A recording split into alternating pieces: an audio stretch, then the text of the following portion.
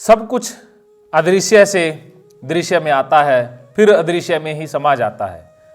या मनोवैज्ञानिक भाषा में बात करें तो सारे भाव पहले अचेतन में थे, फिर चेतन में आते हैं, फिर अचेतन में चले जाते हैं।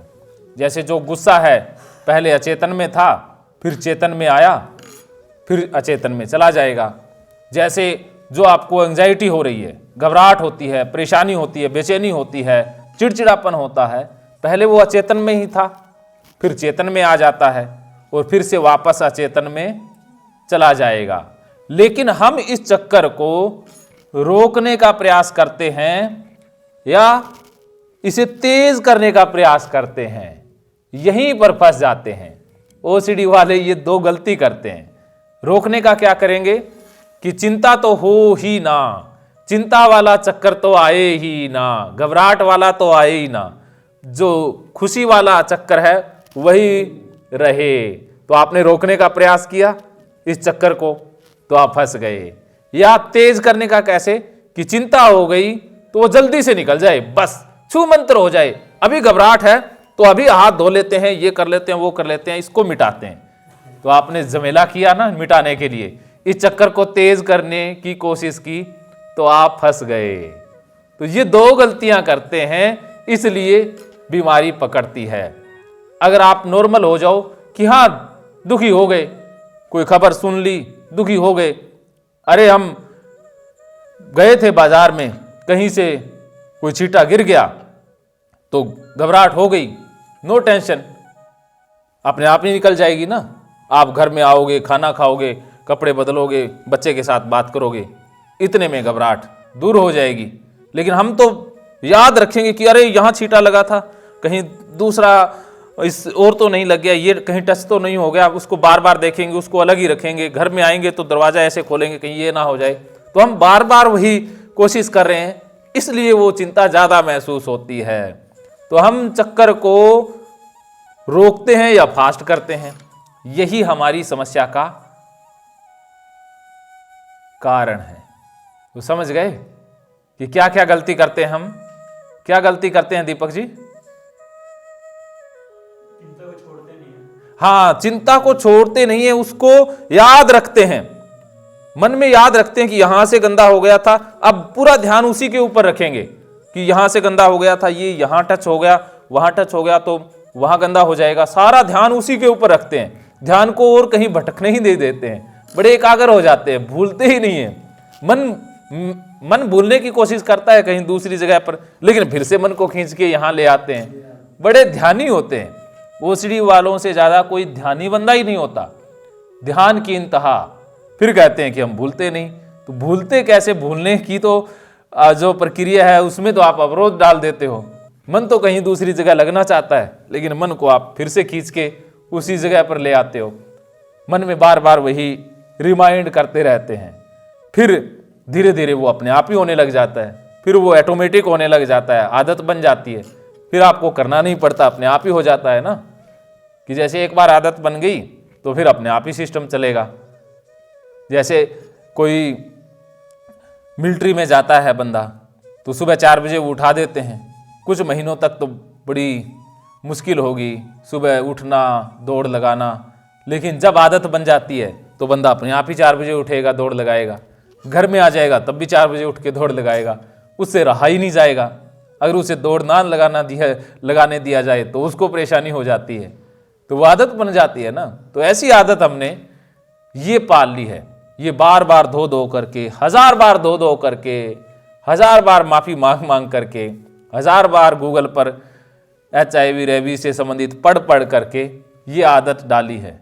बड़ी मुश्किल से तो आदत डाली है, तो अब कुछ तो समय आपको डिलीट करने में चाहिए। तो या तो ज्ञान इतना आप समझ लें कि अरे सब अंधेरा था, ज्ञान था, तो डिलीट हो जाएगी। तो ये तरीका भी श्री कृष्ण बता रहे हैं। तो ये अदृश्य दृश्य वाली बात पूरी तरह से जहन में बैठ गई। हाँ जी हैप्पी जी, एकदम बस, तो इससे ही बात बन जाएगी। तो हर चीज पहले अप्रकट में थी, फिर प्रकट में आती है, फिर वापस अप्रकट में चली जाती है। कोई एक महापुरुष इस आत्मा को आश्चर्य की भांति देखता है और वैसे ही कोई दूसरा महापुरुष इससे इसके तत्व का आश्चर्य की भांति वर्णन करता है तथा दूसरा कोई अधिकारी पुरुष ही इसे आश्चर्य की भांति सुनता है, और कोई कोई तो सुनकर भी इसको नहीं जानता। तो इसमें भगवान श्री कृष्ण हमारा ही उदाहरण दे रहे हैं कि हम पहली बात तो सुनते नहीं हैं कि हजारों में कोई ऐसा इंसान हो जो सुने, वरना हम अपने ही विचारों में फंसे रहते हैं, अपने अंदर ही उहा पुह महाभारत छिड़ा रहता है। तो बैठे तो रहेंगे लेकिन मन में बकबक चलती रहती है। मन की जो अंदर की आवाज जो बोल रही है वो बाहर से हमें सुनने ही नहीं देती। हम बैठे हैं लेकिन पल्ले कुछ भी नहीं पड़ता क्योंकि अंदर बोलना चल रहा है।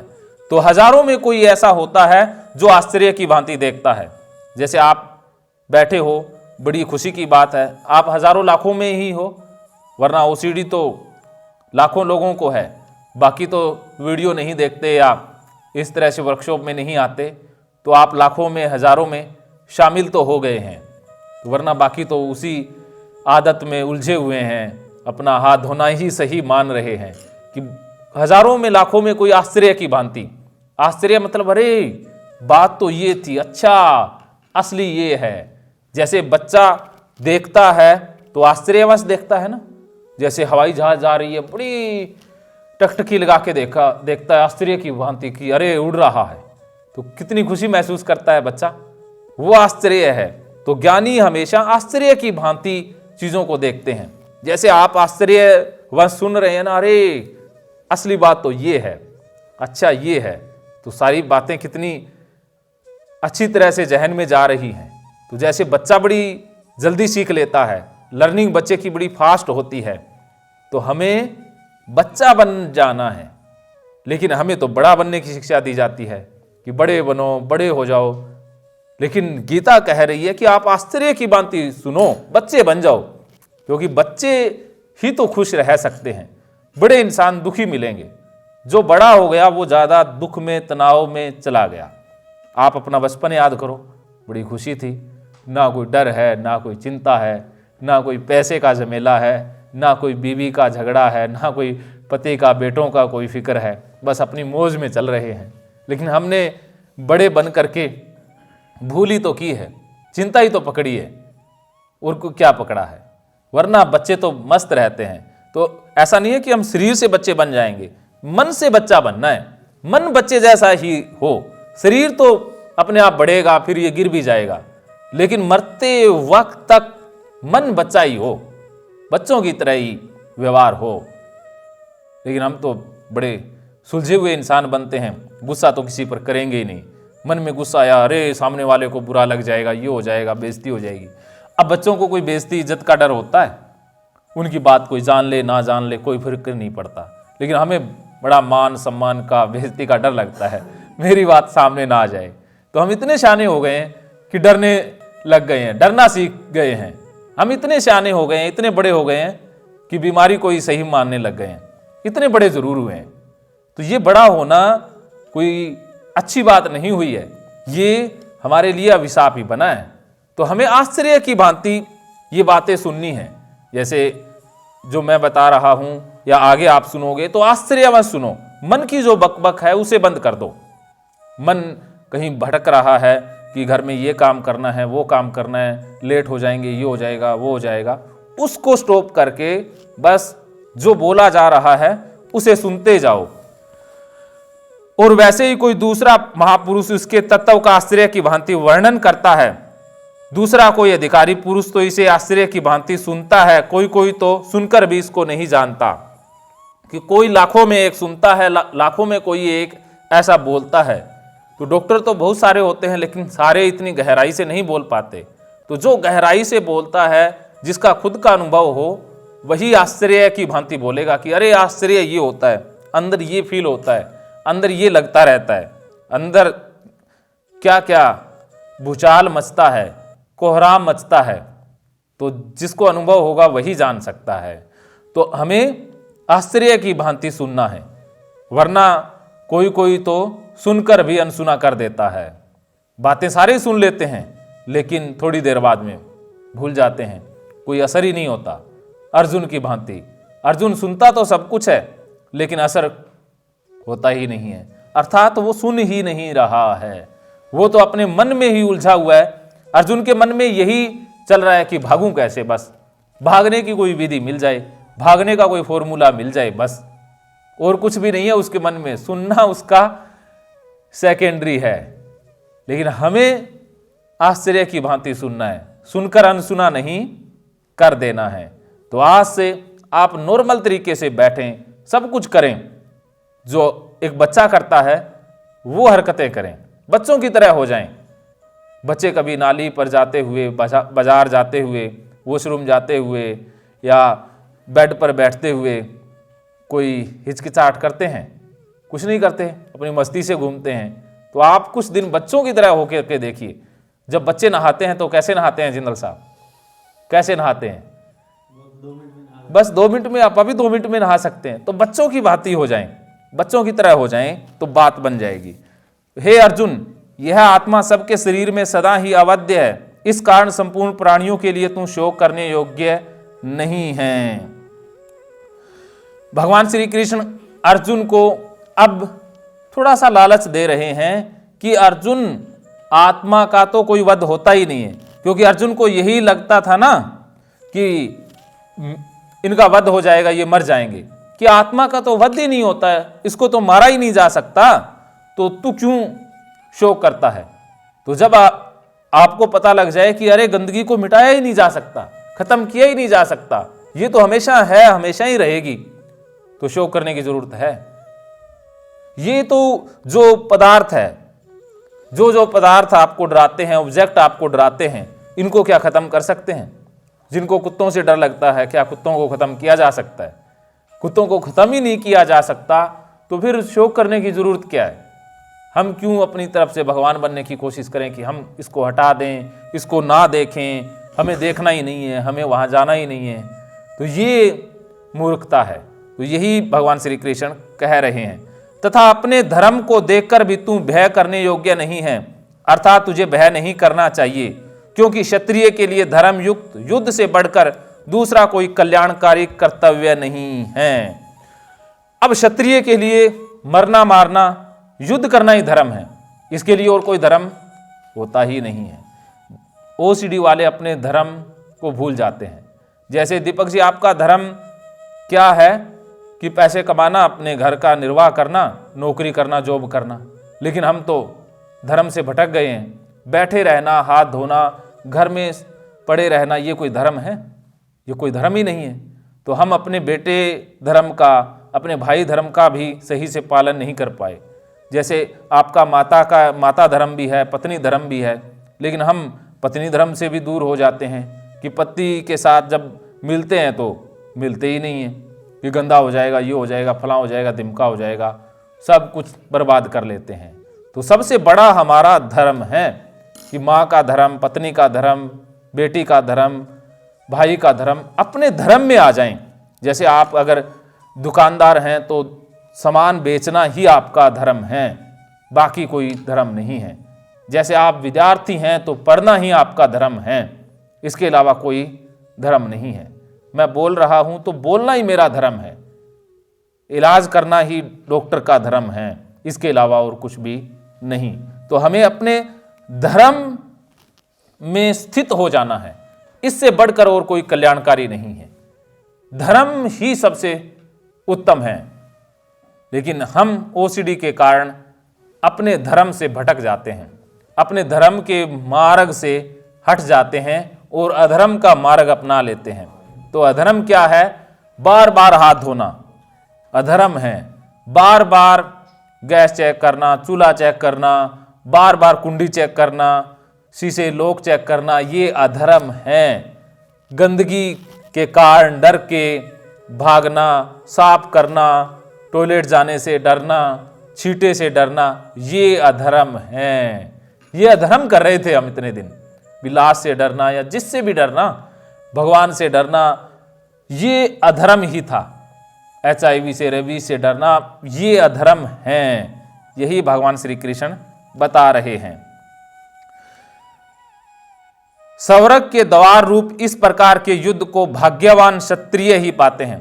तो 32वें श्लोक में भगवान श्री कृष्ण कहते हैं, हे पार्थ, अपने आप प्राप्त हुए और खुले हुए स्वर्ग के द्वार रूप इस प्रकार युद्ध को भाग्यवान क्षत्रिय लोग ही पाते हैं।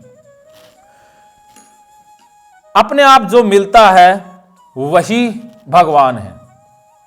अपने आप जो मिल गया वही प्रसाद है। जबरदस्ती जो लिया वो भीख है। आप किसी से पैसे मांगते हैं तो भीख कहलाएगी, अपने आप मिल गया तो वो वरदान कहलाता है। तो आपको खुशी अपने आप मिली है। हम खुशी लेकर के ही पैदा हुए हैं, लेकिन हमने खुशी को अपनी चिंताओं के कारण मन से हटा सा दिया है कि हम तरह तरह की उलझनों में, तरह तरह की मुसीबतों में फंसे रहते हैं। तो इस कारण से चिंता हमें पकड़ लेती है और खुशी से हम दूर हो जाते हैं। तो जो आनंद, खुशी, शांति, ये तो हमारा बेसिक स्वभाव है, ये तो अपने आप ही प्राप्त होता है। अब बच्चा कोई चिंता लेके पैदा नहीं होता, कोई डर घबराहट लेके नहीं पैदा होता ना, वो तो खुशी, आनंद, मस्ती लेकर के पैदा होता है। तो ये आनंद, मस्ती, खुशी हमें अपने आप मिलती है, और जिसको मिल जाती है उसे भगवान का प्रसाद समझ लेना चाहिए कि भगवान ने दिया है। लेकिन गंदगी भगवान ने तो नहीं दी है। गंदगी भगवान देते तो सबको लगती गंदगी, लेकिन गंदगी तो हमें ही लगती है। डर सबको तो नहीं लगता, भगवान से डर सबको नहीं लगता। सभी हमारी तरह ऐसे बैठे तो नहीं रहते।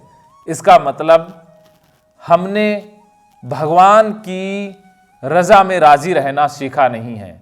हमें जो मिला था, अपने आप जो मिला था, उससे हम संतुष्ट नहीं हुए।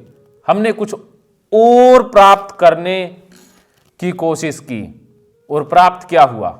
दुख, दर्द, चिंता। तो अब बताइए, शेर को शिकार करने की शिक्षा अपने आप ही मिलती है, वो सीखता थोड़ी ना है। अब शेर सीखने लग जाए कि ऐसे शिकार करेंगे तो क्या वो शिकार करना सीख पाएगा? वैसी चीजें नहीं सीख पाएगा। तो हमारे अंदर भी बेसिक गुण हैं। हम कामयाब ही होंगे अगर अपने धर्म में रहे तो। अगर अपने धर्म में रहे तो हम खुश ही रहेंगे। लेकिन हमने बाहर का ज्ञान ले लिया, बाहर से लोगों की बातें सुन ली, और जो अपने आप मिला हुआ था उसे खो दिया है। तो अब से हमें जो मिला है, जो कुछ हमारे सामने है, उसी में खो जाना है। ज्यादा की मांग नहीं करनी है। जो अभी हमारे सामने है वही परमात्मा है। हम जिस अवस्था में हैं, यहां बैठे हैं, यहां सुन रहे हैं, तो यही हमारे लिए परमात्मा है। ये अपने आप अभी मिला है, और की मांग नहीं करनी है। जो जितना है उसी में राजी हो जाएं, फिर और भी मिल जाएगा। अगर और की मांग की तो जो पल्ले है वो भी चला जाएगा। तो आपको शांति चाहिए थी, बहुत ज़्यादा एंग्जाइटी चाहिए नहीं थी, तो जो बची खुची शांति थी, आनंद था, वो भी चला गया ना। और मिली क्या? चिंता। तो भगवान का सिस्टम उल्टा है। अगर आप जो चाहते हो उसके पीछे भागोगे तो वो कभी नहीं मिलेगा, लेकिन पास में है वो भी खो जाएगा। जो है उसे भी छीन लिया जाएगा। जैसे क्राइस्ट का एक है कि जो आप अगर मांगोगे तो आपके पास है, उसे भी छीन लिया जाएगा। अगर आप मांग बंद कर देते हो तो आपकी झोली को भर दिया जाएगा। तो मांगते ही सब कुछ छीन लिया जाता है। तो शांति की तलाश मत करो, आप ठहर जाओ, शांति ही हो। चिंता को हटाने का प्रयास मत करो, आप शांत हो जाओ, ठहर जाओ, चिंता अपने आप गायब हो जाएगी। किंतु यदि तू इस धर्म युक्त युद्ध को नहीं करेगा तो सब धर्म और कृति को खोकर पाप को प्राप्त होगा। अब देखिए, भगवान श्री कृष्ण अर्जुन को डोज दे रहे हैं डर की। अब भगवान श्री कृष्ण अर्जुन को डरा भी रहे हैं कि अगर तू ये धर्म युद्ध नहीं करेगा तो तुझे पाप लगेगा। पहले अर्जुन कह रहा था कि मैं युद्ध करूंगा तो पाप लगेगा, और कृष्ण कह रहे हैं कि तू युद्ध नहीं करेगा तो पाप लगेगा। तो यही ओसीडी वालों के लिए बात है कि अगर आप बार बार हाथ धोओगे तो गंदगी ज्यादा लगेगी। अगर आप बार बार चीजें करोगे तो गंदगी ज़्यादा लगेगी। अगर आप बार बार भगवान से माफ़ी मांगोगे तो भगवान से डर ज़्यादा लगेगा। आप बार बार सफाई करोगे तो गंदगी ज़्यादा महसूस होगी। तो आप बार बार करना बंद कर दें, वही पुण्य है। ये कंपल्शन करना, परेशान होना, चिंता करना, दुखी होना पाप है। टाइम और स्पेस में हमने समझा था कि पाप क्या है? पाप है समय की स्लो स्पीड, मन की स्पीड मंद हो जाना पाप है। तो हमारे लिए पाप हमारा व्यवहार है, ओसीडी वाला व्यवहार ही पाप कहलाता है। जितने भी कंपल्शन कर रहे हैं वो पाप ही है। और सब धर्म क्या है कि हमारा बेसिक नेचर, कि किसी को गाना गाना अच्छा लगता है, किसी को पेंटिंग बनाना अच्छा लगता है, किसी को डांस करना अच्छा लगता है, किसी को किताबें पढ़ना अच्छा लगता है, किसी को लिखना अच्छा लगता है, तो उस धर्म में स्थित हो जाएं। अगर आप उस कार्य को करते हैं जिसमें आपको आनंद आता है तो आप मुक्त हो जाते हैं। उस समय आपके मन में कोई विचार चलेंगे? आपके मन में गंदगी वाले, डर वाले, चिंता वाले विचार चलेंगे? कोई नेगेटिव भाव आएंगे? कभी आएंगे ही नहीं। तो सब धर्म में स्थित होते ही हम परमात्मा बन जाते हैं, क्योंकि सब धर्म वाला कार्य हमें करना नहीं पड़ता, हमसे हो जाता है। जैसे लता मंगेशकर को गाना गाना नहीं पड़ता, उनसे अपने आप गाना हो जाता है। मोहम्मद रफ़ी को गाना नहीं पड़ता, सचिन तेंदुलकर को क्रिकेट खेलनी नहीं पड़ती, क्रिकेट खेली जाती है। यही है, आपका जो शौक है, जो आपको अच्छा लगता है, आनंद देता है, वो करना नहीं होता, उसमें कर्तापन नहीं आता। वरना हम जबरदस्ती करते हैं कि हमारे मन में तो अब हाथ धोना है नहीं, मन में तो हाथ धोने का कोई विचार आ नहीं रहा है, ये तो बीमारी के कारण आ रहा है, लेकिन जबरदस्ती धो रहे हैं तो फंस रहे हैं। जबरदस्ती कुछ भी करेंगे तो फंसेंगे ही फंसेंगे, हम परेशान होंगे ही होंगे, सब धर्म से दूर हो ही जाएंगे। जैसे आपके मन में नौकरी करना तो आ नहीं रहा है, लेकिन धक्के से जॉब पर जा रहे हैं, तो जॉब पर जाते वक्त भी दुखी होंगे, जॉब पर गए तब भी दुखी होंगे, दुखी रहेंगे। अब आपके मन में आ रहा है कि मैं बिजनेस करूं, तो जब आप बिजनेस करेंगे तो खुशी महसूस करेंगे, बिजनेस करते हुए भी खुशी महसूस करेंगे, जब उसका फल मिलेगा तब भी आपको आनंद महसूस होगा। तो वही कार्य करें जिसमें आपको आनंद आए, जिसमें आपको शांति मिले। लेकिन ओसीडी वाले कार्यों में तो किसी को आनंद है ही नहीं, लेकिन फिर भी धक्के से करेंगे। तो ये कर्तापन है, ये अहंकार है, ये बुद्धि है। तो बुद्धि अहंकार से जो भी कार्य करेंगे उसमें फंसेंगे, क्योंकि मन में जो डाटा डालते हैं हम बुद्धि अहंकार से ही डालते हैं, तो वो डाटा के कारण हम कर रहे हैं। सब लोग तेरी बहुत काल तक रहने वाली अपकीर्ति का कथन करेंगे, मानवीय पुरुष के लिए अपकीर्ति मरण से भी बढ़कर है। अब अर्जुन को कृष्ण डरा रहे हैं, तो काउंसलर भी कई बार मरीज को थोड़ा सा डराता है, क्योंकि उसको ज्ञान दे दिया। कुछ लोग होते हैं जो इशारे से समझ जाते हैं कि आप इशारा कर दो, आंखों से ही समझ जाएंगे। इतने समझदार होते हैं कि इशारा करते ही समझ जाते हैं कि सामने वाला क्या कहना चाहता है। कुछ लोगों को थप्पड़ मार के समझाना पड़ता है, थप्पड़ मारना पड़ता है ना, कि इसको थप्पड़ मारने से ही समझ आता है। कुछ लोग ऐसे होते हैं जिनको साथ ले जा करके समझाना पड़ता है, साथ ले जाएंगे तभी उनको समझ में आएगी। कईयों को डराना पड़ता है, उनको प्यार की भाषा समझ ही नहीं आती है, प्यार से तो वो मानते ही नहीं है। डराओगे नहीं तब तक वो चलेगे नहीं। तो क्योंकि अर्जुन को इशारे वाली बात तो समझ में आई नहीं, ज्ञान वाली बात तो समझ में आई नहीं, तो अब भगवान श्री कृष्ण अर्जुन को डरा रहे हैं। हमने भी तो बचपन से डरना ही सीखा है, ये हमारे धर्म गुरु डराते ही हैं, 24 घंटे डराते हैं। ये नहीं किया तो बंदे पाप लगेगा, नरक में जाएगा, तूने सोमवार नहीं किए, तूने ये चढ़ावा नहीं चढ़ाया, तूने ये नहीं किया, तूने ये मंदिर पर धोख नहीं दी तो ये हो जाएगा, पाप लगेगा। तो डरा रहे हैं ना। तो हमें डर की भाषा ज्यादा समझ में आती है, क्योंकि हमारे अंदर चेतना की कमी है। वरना जो बुद्धिमान इंसान है, जो जागा हुआ इंसान है, वो डर से नहीं, वो ज्ञान से चलेगा, उसको ज्ञान की बातें समझ में आएंगी। तो इंसानों के भी प्रकार होते हैं, कुछ को इशारों की या ज्ञान की बातें समझ आती हैं, किसी को डरा करके समझाना पड़ता है, किसी को लातों से भी समझाना पड़ता है। जब तक उसे मारेंगे नहीं तब तक वो चलेंगे नहीं। तो अब हमें फैसला कर लेना है कि हम कौन सी श्रेणी में आते हैं, कि हम ज्ञान से मानने वाले हैं या डर से मानने वाले हैं। डर से मानने वाले हैं तो भगवान श्री कृष्ण अर्जुन को डरा रहे हैं, तो ओसीडी वालों को भी बहुत सा डराया जाता है कि अरे हाथ धोगे तो हाथों की स्किन पड़ जाएगी, खून निकलने लग जाएगा, वायरस हो जाएंगे, बैक्टीरिया हो जाएंगे। लेकिन वो तो डर के कारण पहले ही हाथ धो रहे हैं, उनके अंदर तो डर बहुत ज़्यादा होता है, तो उनको और डरा दोगे तो और ज़्यादा बीमार हो जाएंगे। तो उनके ऊपर डर की साइकोलॉजी तो काम करती नहीं है, तो उनको कितना डराओगे, क्योंकि पहले ही डरे बैठे हैं बेचारे।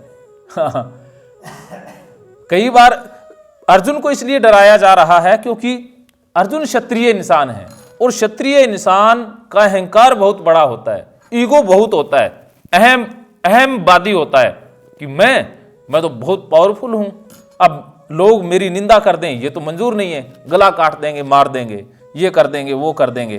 तो अब कृष्ण यही फार्मूला यूज कर रहे हैं कि इसके अहंकार को थोड़ी सी चोट पहुंचाते हैं, इसको सुलगाते हैं, इसको चिंगारी लगाते हैं।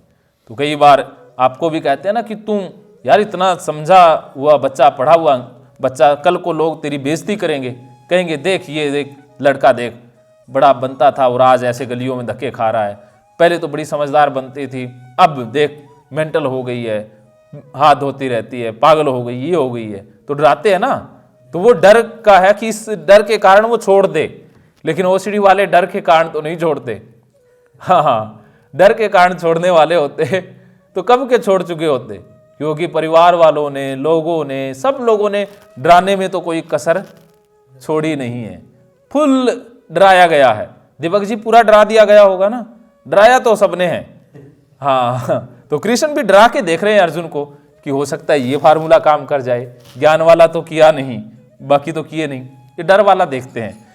तो कृष्ण और भी डरा रहे हैं, और जिनकी दृष्टि में तू पहले बहुत सम्मानित होकर अब लघुता को प्राप्त होगा, वे महारथी लोग तुझे भय के कारण युद्ध से हटा हुआ मानेंगे। कि पहले जिनकी नजरों में तू था धनुर्धर, सर्वश्रेष्ठ धनुर्धर, बाद में लोग तेरी बेइज्जती करेंगे कि अरे बड़ा आया धनुर्धर, भाग गया था युद्ध छोड़ करके, ऐसे तेरी बेइज्जती होगी। तो आपको भी डराया जाता है ना कि पहले तो बहुत डींगे हाँकती थी, बड़ी होशियार थी, नौकरी कर लेगी, अब देख घर से बाहर ही नहीं निकलती है, किसी को घर में आने ही नहीं देती है। तो डराते हैं ना, लेकिन डर से और ज़्यादा परेशान हो जाते हैं, और ज़्यादा खुद को रोक लेते हैं। डर से फायदा नहीं होता, अर्जुन को भी नहीं हुआ, क्योंकि अर्जुन को डर से फायदा हो जाता, या अर्जुन डर के युद्ध कर लेता तो गीता आगे ही ना बढ़ती। आपको भी अगर डर से ठीक होना होता तो यहां तक पहुंचते ही नहीं, क्योंकि लोगों ने तो डराने की कोई कोर कसर छोड़ी ही नहीं है। तो एक है कि किसी को पहले दर्द दे दो और फिर उसको लालच दे दो। डर और लालच का एक सिद्धांत है कि जैसे ओसीडी भी तो पहले आपको गंदगी का डर दिखाएगी, फिर सफाई का लालच देगी। तो ये ओसीडी पेन और प्लेजर की थ्योरी पर काम करती है। ये बीमारी भी आपको बहुत डराती है कि घर गंदा हो जाएगा, बीमारी हो जाएगी, नुकसान हो जाएगा, बच्चों को कुछ हो जाएगा, नौकरी चली जाएगी, इसको हो जाएगा, बहुत से डर दिखाती है। फिर आपको साथ में लालच भी दिखाती है कि एक बार इतना कर ले सब कुछ सही हो जाएगा, इतना कर ले, एक बार आज कर ले, बहलाती भी ना तो आज कर लो, बस आज कल की जरूरत नहीं, आज ये कर लो, बस एक बार कर लो, बस मन में ऐसे विचार आते हैं। तो ऐसे लालच भी देती है ना। तो कृष्ण भी कभी अर्जुन को डरा रहे हैं, कभी लालच दे रहे हैं। तेरे वैरी लोग तेरे सामर्थ्य की निंदा करते हुए तुझे बहुत से न कहने योग्य वचन भी कहेंगे, इससे अधिक दुख और क्या होगा।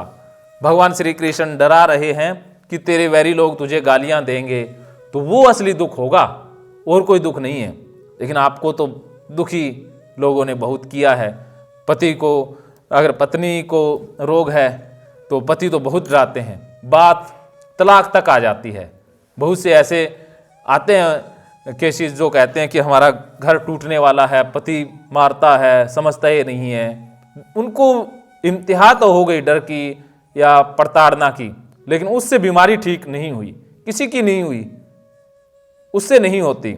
तो अर्जुन डर के कारण आगे बढ़ सकता था, क्योंकि अर्जुन क्षत्रिय था और क्षत्रिय के लिए बेइज्जती अपमान बहुत बड़ी बात होती है।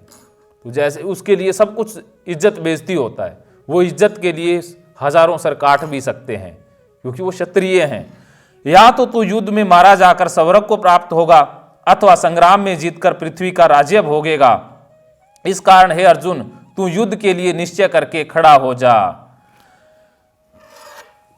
अब भगवान श्री कृष्ण अर्जुन को पूरा डर का विज्ञान बता देते हैं कि अगर या तो तू हार जाएगा तो मर जाएगा, जीत जाएगा तो राज्य मिलेगा, एक ही बात होगी। तो बस खड़ा हो जा, तू युद्ध कर। बस एक ही क्षत्रिय का धर्म है युद्ध करना। मर गया तो स्वर्ग, हार गया तो स्वर्ग, मरकर भी स्वर्ग ही मिलना है, और जीत गया तो राज्य मिलना है। तो इसमें डरने की जरूरत नहीं है, क्योंकि इंसान भी ऐसा ही है, वो हारता कभी नहीं है, या तो जीतता है या सीखता है। आप यहां पर आए हो तो इससे नुकसान तो कुछ होने वाला नहीं है, वीडियो देखते हैं उससे नुकसान तो नहीं है। या तो आप सीख जाओगे, या आप ठीक हो जाओगे, या आपको कुछ पता लगेगा, कोई नुकसान तो होता नहीं है। तो इसीलिए आप ये जो गीता है उसको पढ़ते जाएं, इसको मन में पीते जाएं, इससे आपको फायदा ही होगा, नुकसान तो कुछ होने वाला नहीं है। जैसे युद्ध करने से या तो मृत्यु मिलेगी तो स्वर्ग मिलेगा, नहीं तो जीत गया तो पृथ्वी का राज्य मिलेगा।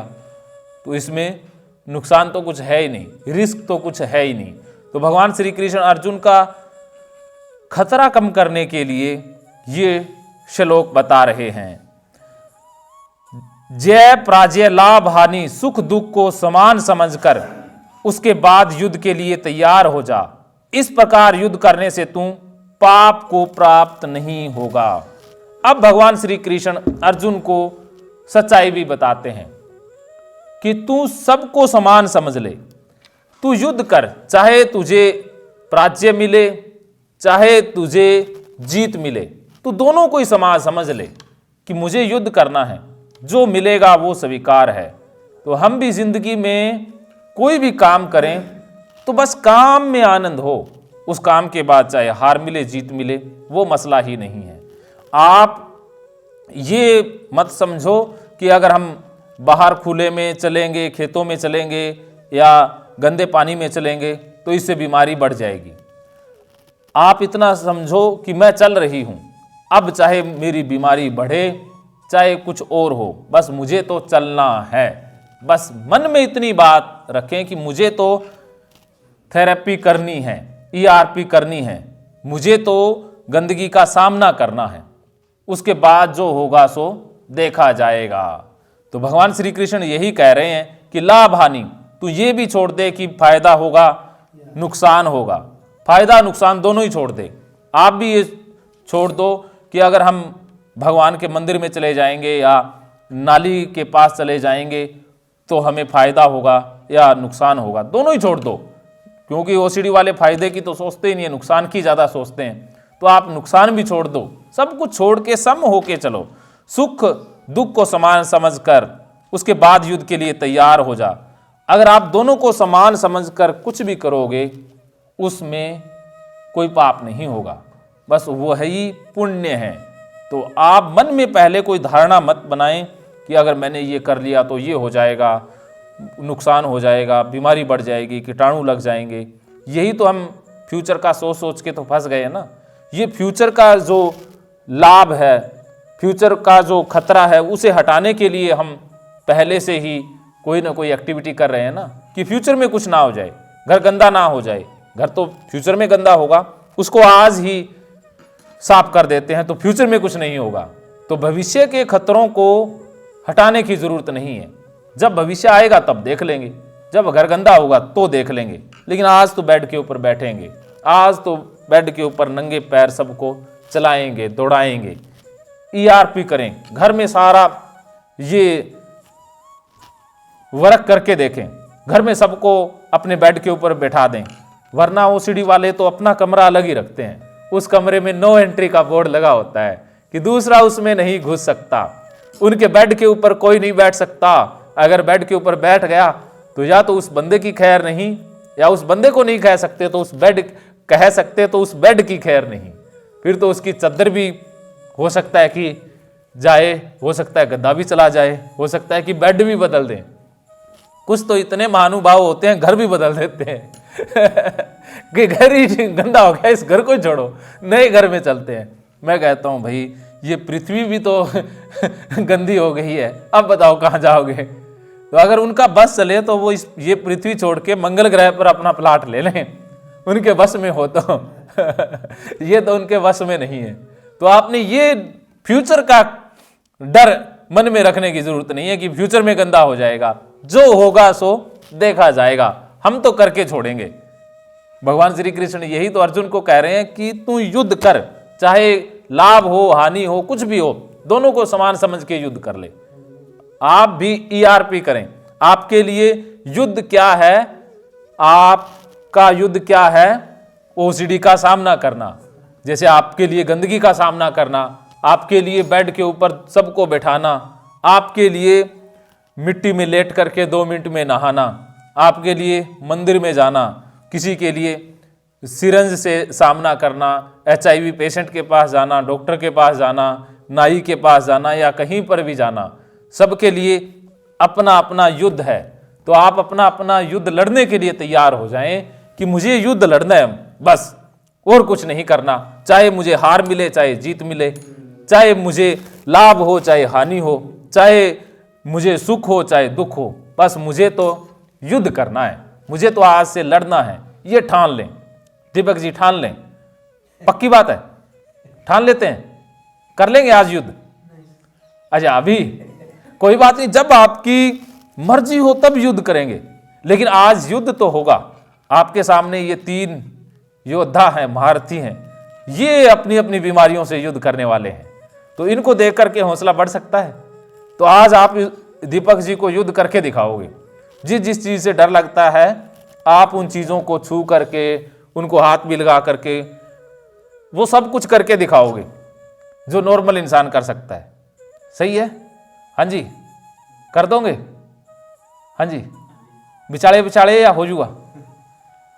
बस करोगे तो सब कुछ हो जाऊगा। बस आप करोगे तो दीपक जी का भी हौसला बढ़ेगा, फिर दीपक जी भी कर लेंगे, फिर तो कर लोगे।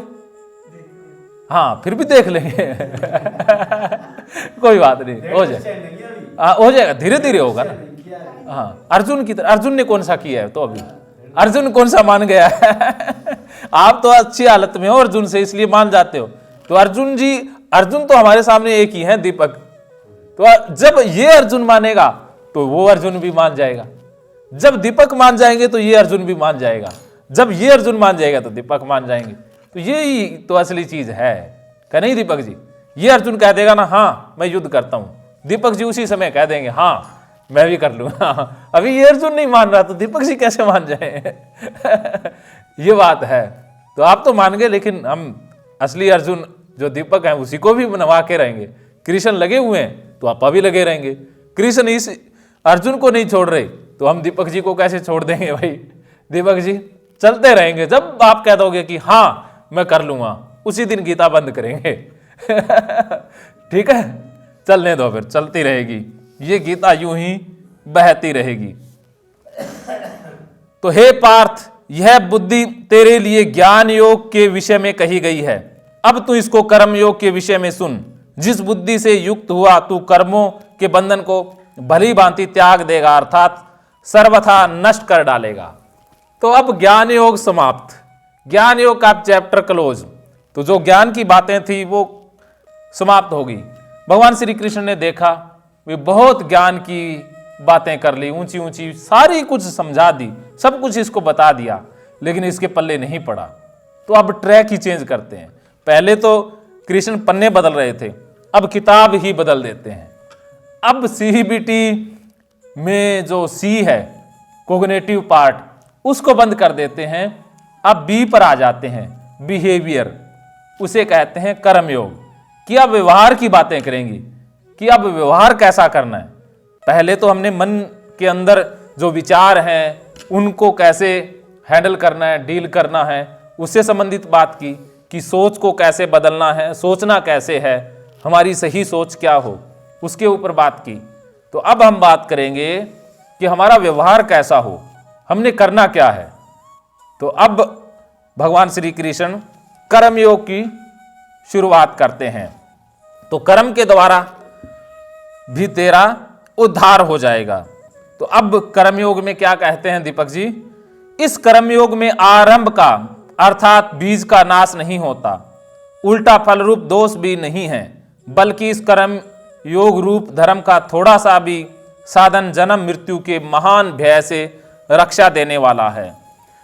कि ये जो बिहेवियर थेरेपी है, कर्मयोग है, इसके द्वारा हमें फायदा ही फायदा है। इसके बाद हमारे जीवन में खुशियां ही आनी हैं, इसमें कोई दोष नहीं है। कर्म करने में कोई बुराई नहीं है, कर्म सभी करते हैं, लेकिन कर्म करना कैसे है वो इसी कर्मयोग के अंतर्गत हम जानेंगे।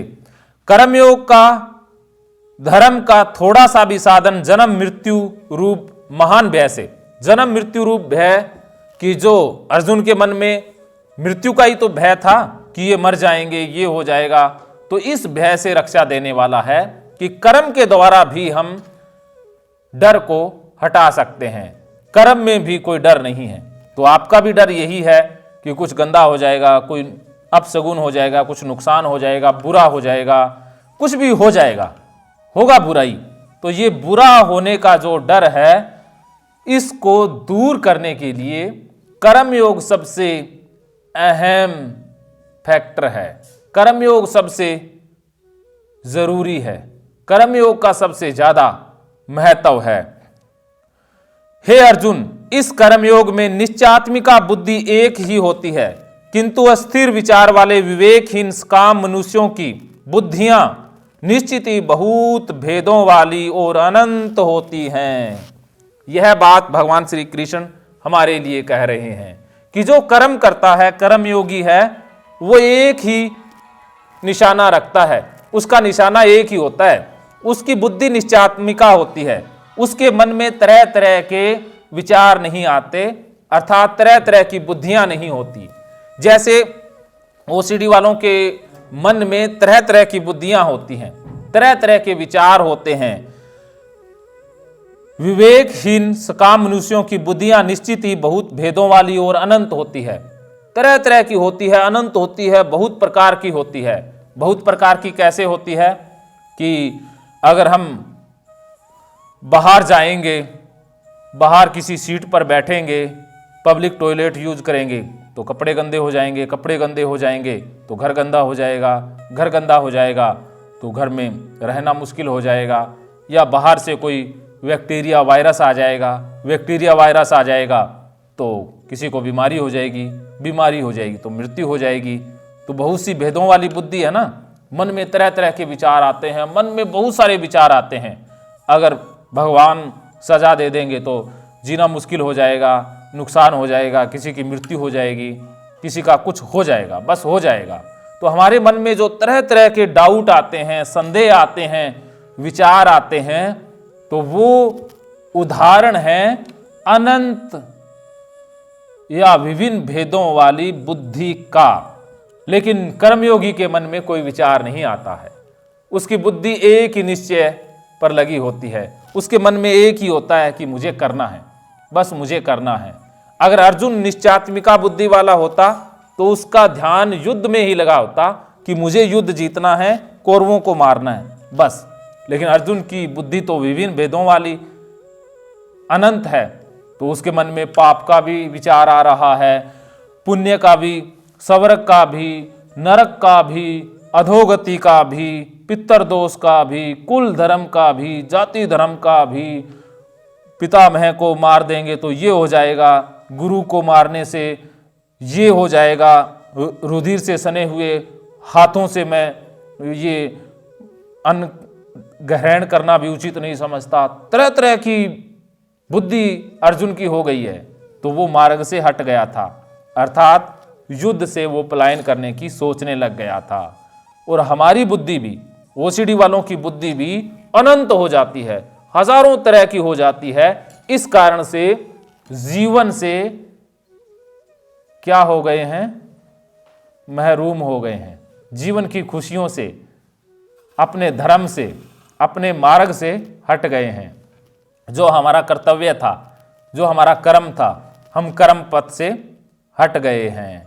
जैसे थॉमस अल्वा एडिसन, उसके मन में एक ही विचार है, निश्चयात्मिका बुद्धि है कि मुझे प्रयोग करना है, मुझे बल्ब बनाना है तो बनाना है।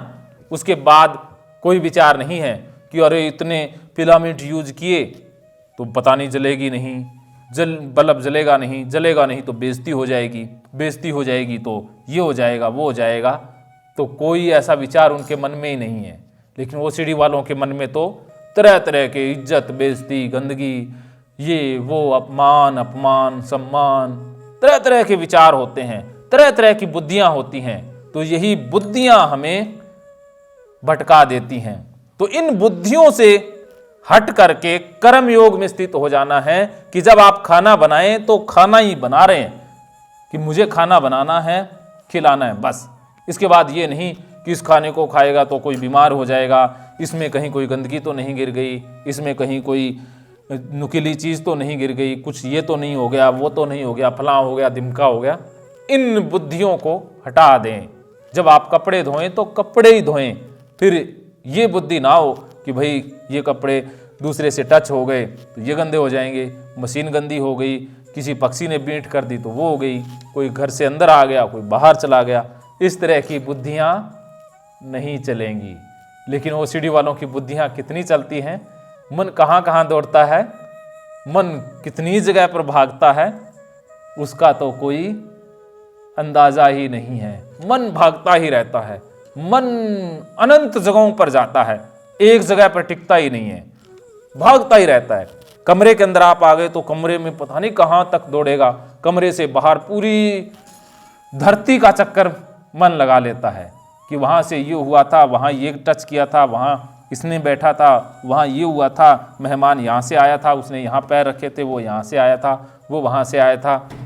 HIV वालों की बुद्धियाँ कितने प्रकार की होती है कि इस डॉक्टर ने ऐसे सुई लगाई थी, इसने ऐसे फाड़ी थी, ये सुई खराब थी, ये एक्सपोजर गलत था, ये पता नहीं हुआ नहीं हुआ, इसमें टेस्ट ऐसे नहीं हुआ, टेस्ट की रिपोर्ट नहीं बदलती, टेस्ट वैलिड नहीं है, फला नहीं है, दिमका नहीं है। तरह तरह की बुद्धियाँ वो इस्तेमाल करते हैं तो फंस जाते हैं। रेबीज वाले भी, कुत्ता इधर से गया था, कुत्ते को वायरस था, कुत्ता टच हो गया, कुत्ते ने मुझे सूंघ लिया, कुत्ते ने चाट लिया, फला कर दिया, दिमका कर दिया, अब रेबीज हो जाएगी। देखिए बुद्धियाँ कितनी अनंत हो गई हैं।